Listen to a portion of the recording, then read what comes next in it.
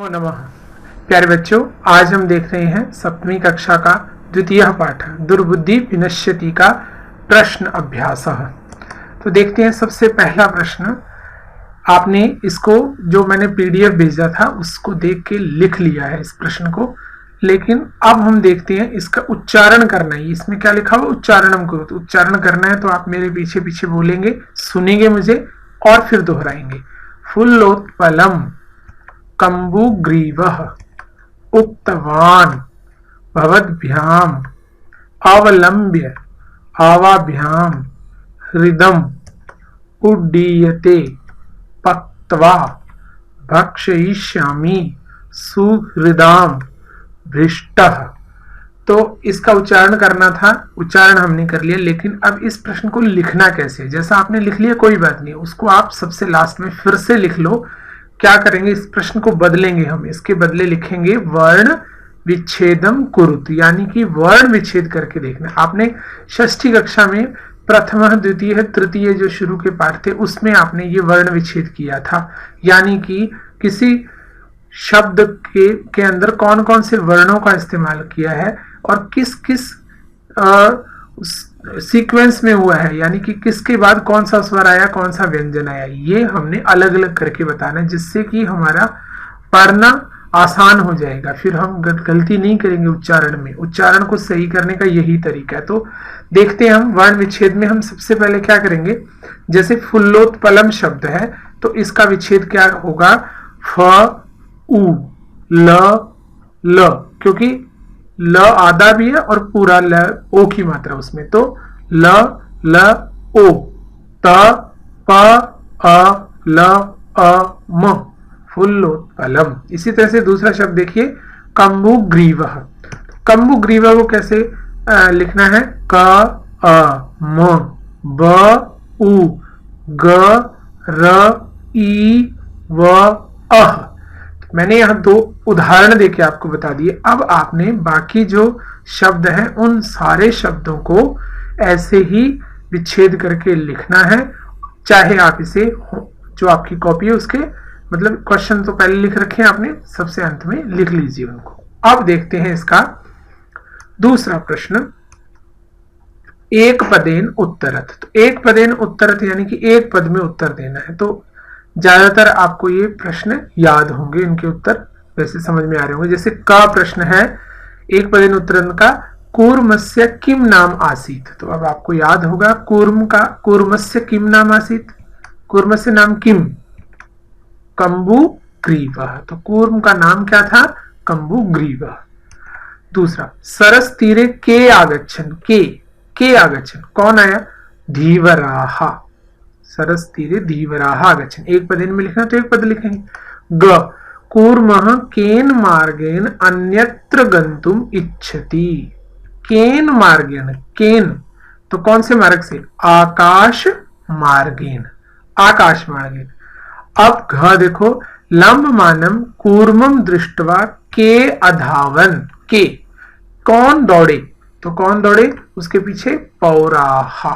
तो इस तरह से आपने एक पद में उत्तर लिख लेने। और ये आपको, क्योंकि एग्जाम में कैसे होता है, पैराग्राफ दिया जाता है उसके अंदर से ढूंढना है, तो आप भी पाठ के अंदर से देखिए कहाँ ये उत्तर एक पद वाले लिखे हुए हैं और फिर समझ करके लिखना है इनको। अब हम देखते हैं आगे तृतीय प्रश्न, अधोलिखित वाक्यानि कह कम प्रति कथयति इति लिखत।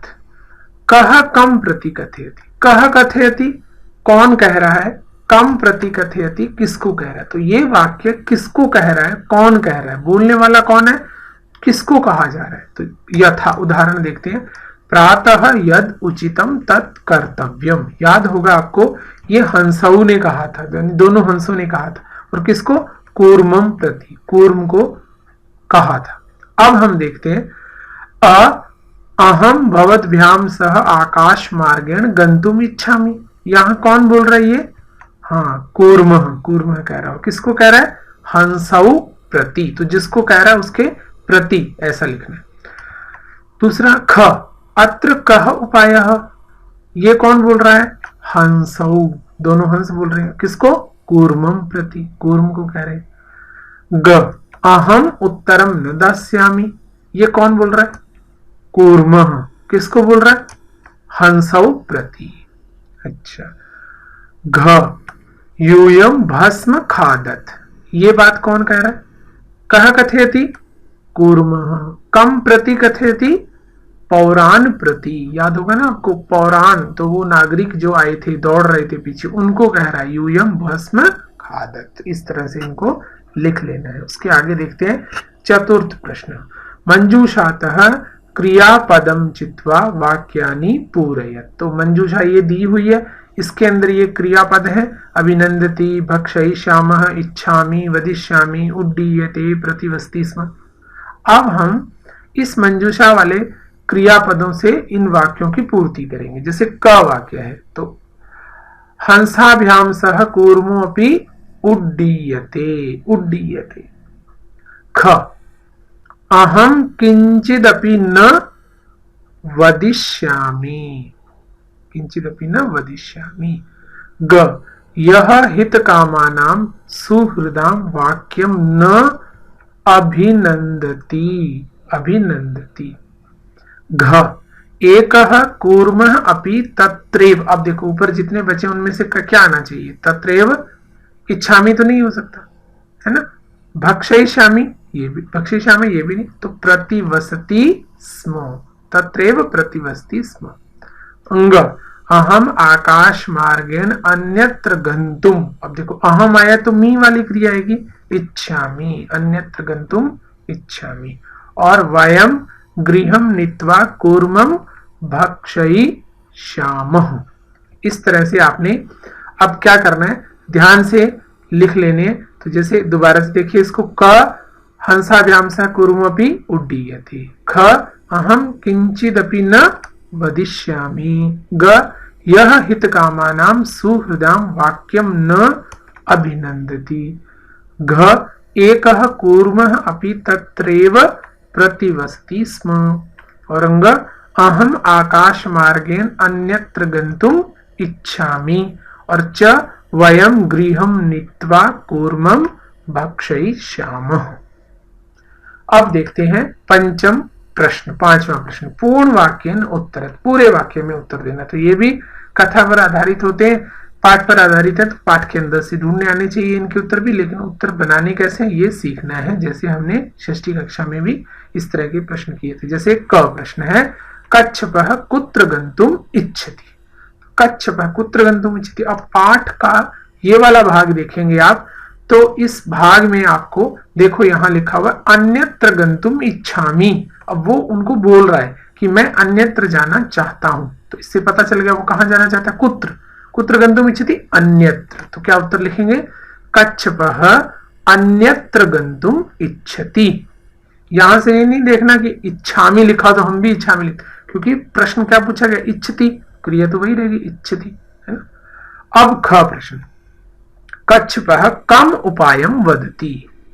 कछुआ है वो क्या उपाय बोलता है, तो ये इस पैराग्राफ में आप देखेंगे तो यहां पर देखो वो कह रहा है कच्छपः वदति, कच्छपः उपाय बोल रहा है। क्या उपाय कह रहा है, चंद युवाम काष्ठदंडम एकम जंज्वा धारयताम अहम काष्ठदंड मध्ये अवलंब्य युवयो पक्षबलेन सुखेन गमिष्यामि। इससे हम उत्तर बनाएंगे, कच्छपः हंसौ उपायम वदति, युवाम काष्ठदंडम एकम जंज्वा धारयताम अहम काष्ठदंड मध्ये अवलंब्य युवयोः पक्षबलेन सुखेन गमिष्यामि। जो उसने बोला वैसा का वैसा ही लिख दिया हमने, और बाकी कम को छोड़ के लिख दिया कच्छपः हंसो उपायम वदति। अब देखते हैं ग प्रश्न। ग प्रश्न पूर्ण वाक्य उत्तरत का क्या था, लंबमानम कूर्मम दृष्ट्वा पौराः किम अवदन्। तो अब हमें ये वाला पैराग्राफ देखना है कि इस पैराग्राफ में हमें मिलेगा कहां से, ये देखो इसमें अधावन अवदन च हहो महदाश्चर्यम हंसाभ्याम सह कूर्मोऽपि उड्डीयते। तो पौरों का जो कथन था उसको लिखना है। तो प्रश्न का उत्तर कैसे लिखेंगे, लंबमानम कूर्मम दृष्ट्वा पौराः अवदन्, किम को छोड़ देंगे, प्रश्न का इतना लिखेंगे, और बाकी जो उसने बोला उनका स्टेटमेंट है वैसा का वैसा, हहो महदाश्चर्यम हंसाभ्याम सह कूर्मोऽपि उड्डीयते। अब घ प्रश्न देखो, कूर्मः मित्रयोः वचनं विस्मृत्य किम अवदत्। तो मित्रों के वचन को भूल करके क्या बोला हो, तो हम इस पैराग्राफ में देखेंगे।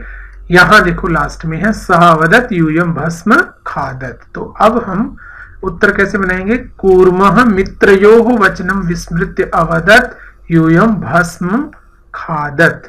छठा प्रश्न देखो, घटना क्रमानुसारम वाक्यानि लिखत। तो छठे प्रश्न में घटनाक्रम के आधार पर वाक्यों को लिखना है।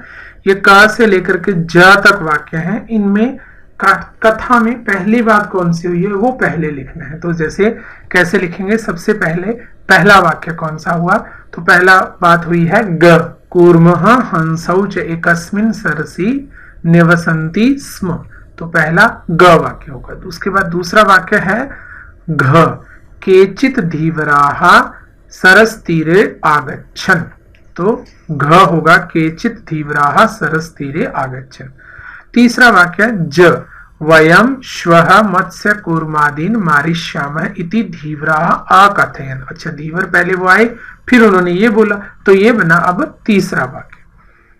उसके बाद चौथा वाक्य क्या बनेगा, कूर्मः अन्यत्र गंतुम इच्छति स्म। अब जब उनकी बात सुनी तो कूर्म क्या करना चाहता है, अन्यत्र गंतुम इच्छति स्म।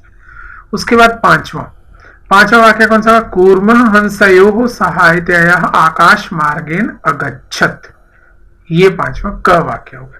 उसके बाद छठा वाक्य होगा च, लंबमानं कूर्मं दृष्ट्वा पौराः अधावन। तो ये च वाक्य हम यहाँ छठे नंबर पे लिखेंगे। उसके बाद में सातवें नंबर पे आएगा क वाक्य, पौराः अकथयन् वयं पतितं कूर्मं खादिष्यामः। तो वो सातवां वाक्य। और अंतिम आठवां वाक्य होगा छ, कूर्मः आकाशात् पतितः पौरै मारितश्च। इस तरह से इसको सीक्वेंस से लिख लेना है, 1 2 3 वाक्य, और आगे संख्या के बाद क ख ग में से कौन सा आएगा। जैसे पहले वाक्य में ग वाक्य आ रहा है तो वो ग लिख के फिर वाक्य लिखना है, ध्यान रखना है इसका। उसके बाद सातवां प्रश्न, मंजूषातः पदानि चित्वा रिक्त स्थानानि पूरयति। ये कथा है तो इसको चुन करके मंजूषा से शब्द पूरा करेंगे। एकस्य वृक्षस्य शाखासु अनेके काकाः वसन्ति स्म, तस्य वृक्षस्य। अब यहां क्या आएगा, तस्य वृक्षस्य कूटरे एकः सर्पः अपि अवसत्, काकानाम् अनुपस्थितौ। अब इस खाली जगह में क्या आएगा, सर्पः काकानां शिशून् खादति स्म, काकाः डैश आसन। तो क्या, दुःखिता, काकाः दुःखिताः आसन। तेषु एकः काकः उपायम्। तो काकः कीदृशः काकः, वृद्धः। तेषु एकः वृद्धः काकः उपायम् अचिन्तयत्। वृक्षस्य जलाशय आसीत् समीपे, वृक्षस्य समीपे जलाशयः आसीत्, तत्र एका राजकुमारी स्नातुं जलाशयम् आगच्छति स्म, शिलायां स्थितं तस्याः आभरणम् आदाय एकः काकः वृक्षस्य उपरि स्थापयत्। राजसेवकाः काकम् अनुसृत्य वृक्षस्य समीपम् अगच्छन्, तत्र ते तं सर्पं च अमारयन्, अतः एव उक्तम् उपायेन सर्वं सिद्ध्यति। ये कहानी आपने पढ़ी है कि कौवे रहते हैं बहुत सारे पेड़ पर, वहां उसके खोखल में एक सांप रहता है और वो उनके बच्चों को खाता है। तो वो उपाय करते हैं कैसे, और इस तरह से वो मार देते हैं उस सांप को। ये इस कहानी में हमने पूरा करना है। अब इस कहानी को एक बार दोबारा से देखिए तो क्या आएगा, एकस्य वृक्षस्य शाखासु अनेके काकाः वसन्ति स्म, तस्य वृक्षस्य कोटरे एकः सर्पः अपि अवसत्, काकानाम् अनुपस्थितौ सर्पः काकानां शिशून् खादति स्म, काकाः दुःखिताः आसन्, तेषु एकः वृद्धः काकः उपायम् अचिन्तयत्। वृक्षस्य समीपे जलाशयः आसीत्, तत्र एका राजकुमारी स्नातुं जलाशयम् आगच्छति स्म, शिलायां स्थितं तस्य आभरणम् आदाय एकः काकः वृक्षस्य उपरि स्थापयत्। राजसेवकः काकम् अनुसृत्य वृक्षस्य समीपम् अगच्छन्, तत्र ते तं सर्पं च अमारयन्, अतः एव उक्तम् उपायेन सर्वं सिद्ध्यति। अब यहाँ हमारे प्रश्न खत्म हो गया। ध्यातव्यम को ध्यान से देखना है, ध्यातव्यम को लिखना भी है, समझना भी है। तो इयम कथा पंचतंत्रम इति ग्रंथात संपादितम कृता कृत्वा उद्धृता। पंचतंत्रस्य लेखकः विष्णु शर्मा। पंचानां तंत्राणां समाहारः पंचतंत्रम् इति। अतः पंचतंत्रस्य पंचभागाः सन्ति। मित्रभेदः, मित्रलाभः, संधि विग्रह, लब्ध प्रणाशः, अपरीक्षित कारकम च। तो पंचतंत्र कहानी की ग्रंथ है, आपको जब मालूम है, विष्णु शर्मा ने लिखा। उसके 5 भाग हैं, मित्रभेद, मित्र लाभ, संधि विग्रह, लब्ध प्रणाश, अपरीक्षित कारकम। अस्मिन् पाठे अनवसरे भाषणेन कथम सर्वनाशः भवति इति दर्शितम्। क्वचित मौनम कार्य साधकम भवति।